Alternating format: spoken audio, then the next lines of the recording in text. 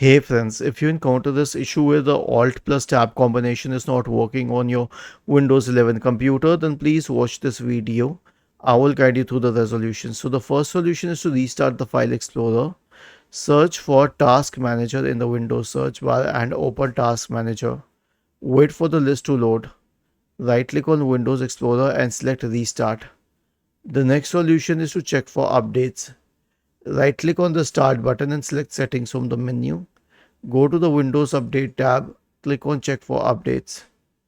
The last solution is to adjust the Alt plus Tab settings. Right click on the Start button and select Settings. Go to the System tab on the list on the left hand side. In the right pane, select Multitasking.